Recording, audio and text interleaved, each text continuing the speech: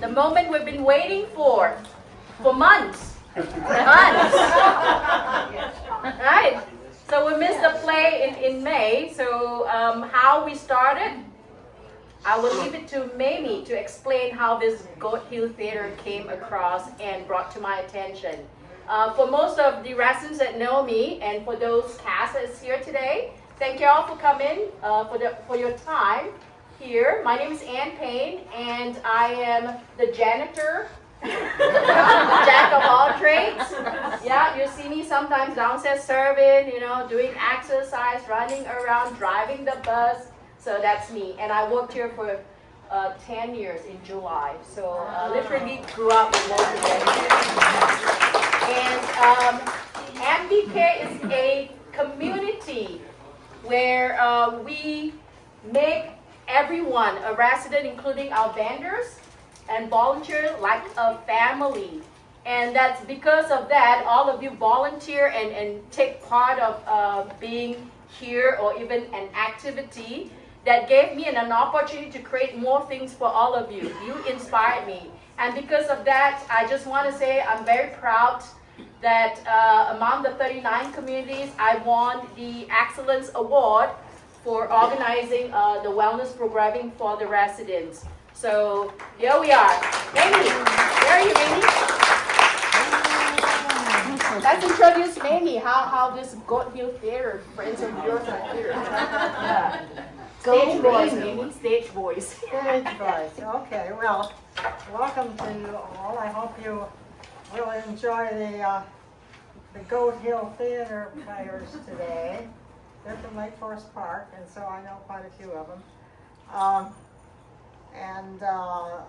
I've seen a number of their plays and enjoyed them. They're always a lot of fun.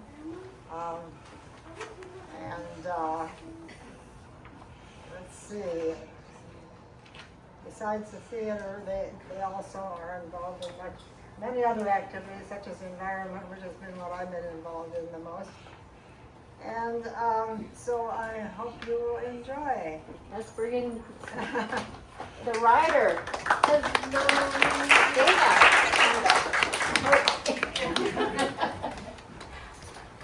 Hello, everyone.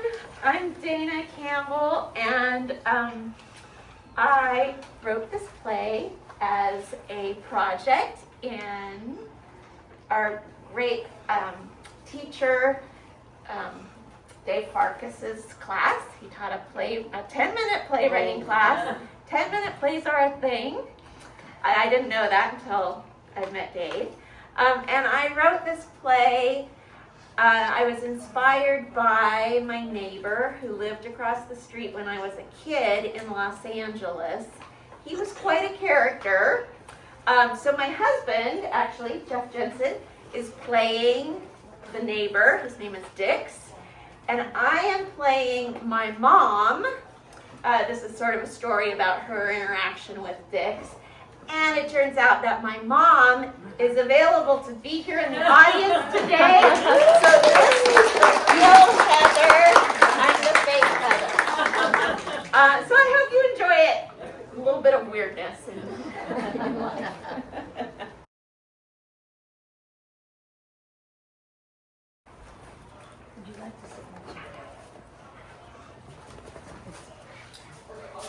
Hi there, how are you? Oh, hi, great. Welcome to League of Marble and Flake. Well, thank you much. I'm just looking at these pieces here. Cool stuff. Do you make these yourself right here on site? Oh, yeah, we're a family business. I've been working here most of my life. Dad taught me the skills. I just took over. Oh, so you do personal engravings for customers? Sorry, you can do that here? Private customers? Absolutely, yeah. You do like gravestones and the like? Absolutely. We don't just carve gravestones. We also do garden pieces and indoor decor, fireplace, patio, furniture, sculpture, any kind of stone you like carving. We do large, we do small, we have connections with local businesses, take commissions. We can engrave and shape almost anything you want, depending on what substrate you choose, of course. Text, images. Some stone allows you to carve three-dimensional images.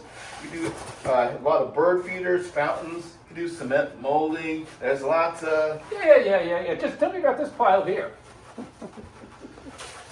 Those? Yeah, these ones. Well, we guarantee our work. You see an error, and we redo it, of course, within reason. You know, we make sure we write out the designs, and we're working on the same expectations. But mistakes happen, you know. Happen to anyone. So, are you saying these pieces have errors on them? Yeah, they possibly have errors? Well, What are you going to do with these? well, it depends. Sometimes if we catch an error early on, and it's not too large, we can buff it out. We can reuse the stone. Or if it's too involved, we'll just break it up for other uses. It really just depends. So, you're saying you can't really use these, right? Well, yeah, all right. We do take a loss. Look, we don't often make errors, but we stand by our products, and we want our customers happy. So, say this one here. What is the error on this one anyway? Would you want to try to offset some of the costs so it's not a complete loss for you? Look, Ben, I didn't even catch your name. The name's Dix. Dix, this is not a piece anyone would want. I can't exactly remember now, but something was incorrect about the names or the date of birth or death. We did this work for a customer. Actually, I think we caught it even before she saw there was an error, and we delivered the correct headstone over to Westwood Memorial Park Cemetery. We do a lot of work for them. The stone's been sitting here since then for years. It's extremely heavy, hard to move, hard to deal with. Well, this could be perfect. You know, I want to buy this from you. How about $100? Good deal for you, man. Right. Well, but let's say 150, and you haul it away. I just don't have time for that. Deal. Yep, I've got people that can help, and they're nearby now. How about I pick it up tomorrow? Let's see, I've got cash on me. Do you need to write it up? Because I'm fine without a receipt. Oh, cash, you say? Yes. I'm so glad you could come over, Margaret. It's really great to have time out with you in this really nice weather today. It's Out for a just walk. a gorgeous day, Heather. Thanks so much for inviting Oh, me. I'm just happy you're here. When life is my board, venture and play. I don't care for judgment, I control all my days. Minor.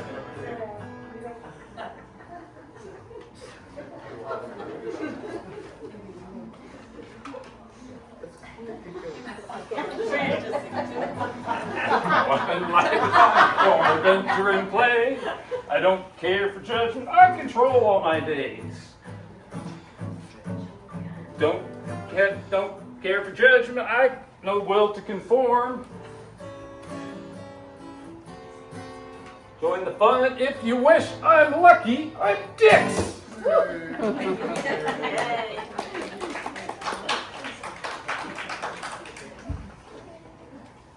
It is a beautiful day. I'm just so glad you can be here, Margaret. Thanks for coming over. It is beautiful. Thanks so much for thinking of me. I'm glad you're here. Yeah, we can be outside. What's that? Oh, yeah, that's my crazy neighbor's place. I've told you about him, I think, haven't I?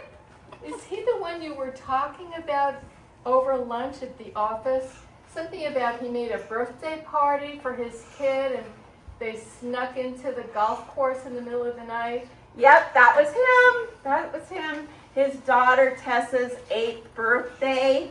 She wanted to invite some friends over, so they went to, all the kids on the block went over to their house for dinner and cake and stuff. And after they were done eating, Dix got them all on bicycles and rode them up a couple blocks, up to the golf course up here. He evidently knew of a hole in the fence, and they snuck in with their bicycles and went riding up and down in the dark. Oh boy. And you allowed Sandy to sneak into the golf course in Well, the pitch dark? all the kids on the block here that were invited to this party, they all grew up together. They've known each other since they were babies, and they play after school every day together. There is no way I could keep Sandy from going to that party. And, Dix pushes them, but he really just likes to be with the kids. So, Weren't you freaked heard of anything like this. Yeah, well, there's always something different with Dick's. But the kids have a blast with them. Sandy said that riding on that golf course was like being on a roller coaster. You go whoosh down the hills without even knowing it was coming. Sounds like he's a kid himself.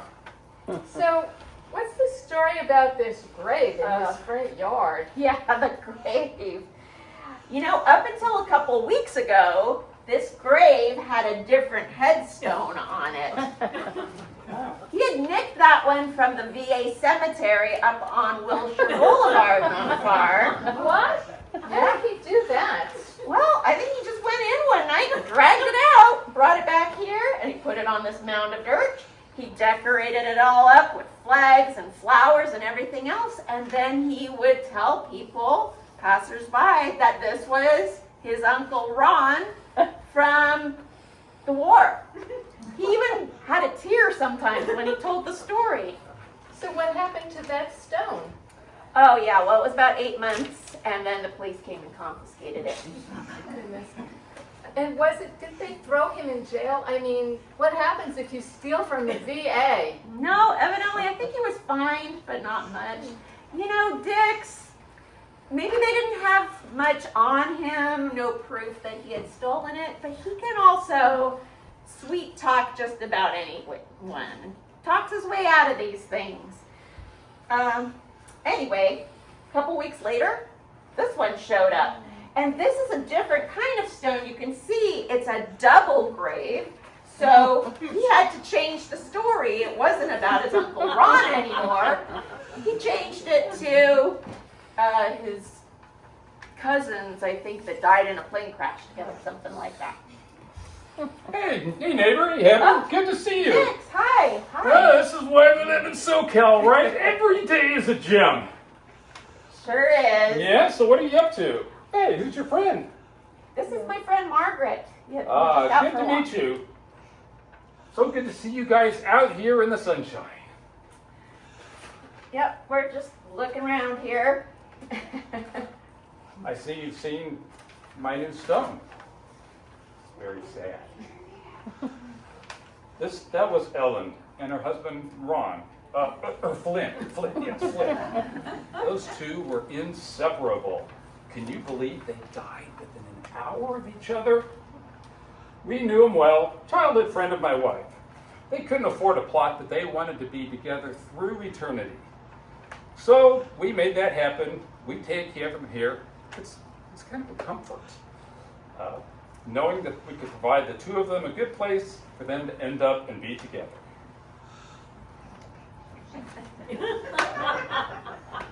All right, I gotta get moving. Gonna head on down to the beach. Gotta look good. Look at my new streamers, Heather. What do you think? Oh yeah, that's People are really gonna notice me there when I go roller skating down Venice Beach. Oh yeah, they're gonna see me all right. All right, enjoy, Dix. We're going off See too. you later. We'll see you later. Good to see you. I have no idea where that new gravestone came from. He likes to make up a story about it, see how people react, you know? Last week it was different. Different set of people in there every time.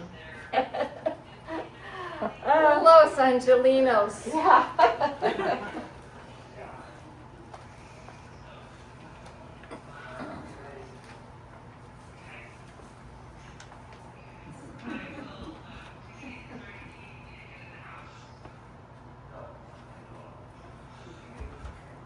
Oh hey, how you doing? Oh my! Oh, yes, it is very sad. It was a long disease, you know, Splurt's disease. Yeah, that's what it was. It came down deadly ill. My Aunt Ellen and Uncle Flynn both came down at the same time. They died within 20 minutes of each other. Can you believe that? I can't. But hey, they're together in eternity and in a good place. I wanted them to be here with me, and here they stay together. That cannot be Flynn. What are you saying? It says That right here. is not possible. Flynn Wellesley. No, that's what it says. What do you See the say? date. I'm saying this is Flynn Wellesley. His name's right here on the tombstone. And his wife, Ellen, my feisty old aunt.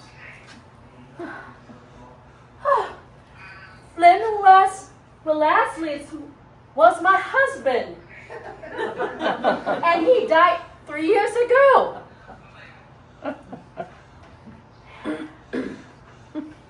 And how do you have that headstone? How did you? My name is Alan Wellesley. Next to his name, and both of us have a death on the same day. We have shared plot at Westwood Memorial with my spot reserved next to Flynn. How was that possible? I'm not dead. I'm not dead. Hey, it's a mysterious world. Maybe you are dead and you just don't know it. I'm sticking by what it says here, right in granite on this gravestone. But you're entitled to your opinion. What are the chances, huh? I'll probably need to go back to Lincoln Marble and Slate for another stone. Make sure that my lawn decor doesn't get bare.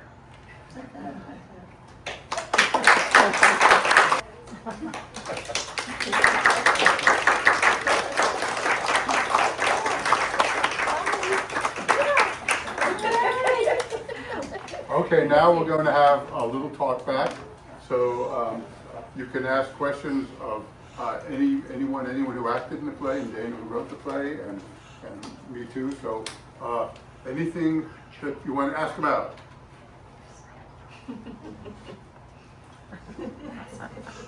It was great. It was great. So we'll take a comment. I want to talk a little bit about the background. I have a question Oh. for your mom. Oh, good. This is my mom, the Are real you Heather. sure? Are you sure Dix was really, really for real? Oh, definitely. Are you sure that's really your mom? Thanks, right here on the grave. No, we had all sorts of adventures with Dix, which I know my mom remembers as well as I do.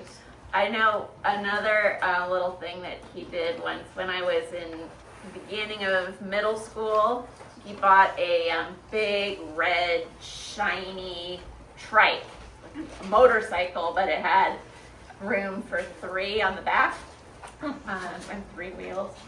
And he would come on his pickup day for school. We carpooled to school. He would come and pick me and Tessa, his daughter, and another friend from the street up from school in this big shiny red trike.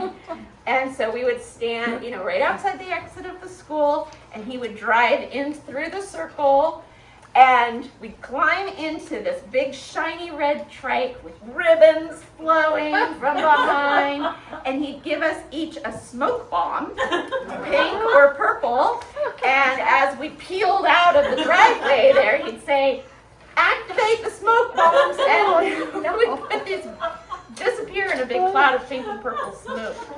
That was just one other little story about him, but there's many more. Did your mom know about that? Do you know about that, didn't you? Mom, his trike, Dix's trike. Yes, Yeah, I he was worried about it. very open about everything. It all happened right out on the street in front of our house. Yeah. Didn't you say that he had like an aeroplane or something? He didn't have an airplane, but he did hang gliding. Oh, that's So right. yeah, he would hang glide off the cliffs in Malibu. He was quite good, and he was once, I guess, found by Hollywood as an actor to be take part in a movie in Italy. So he flew his hang glider over in Italy, but unfortunately broke his ankle, I think, that trip, and so that was the end of his hang gliding after that. There's a great picture of him on a hang glider hanging from the crossbar by his ankles. That's a good snapshot of Dix. Yeah, he is an interesting character. Other questions? We will move on to our next performance.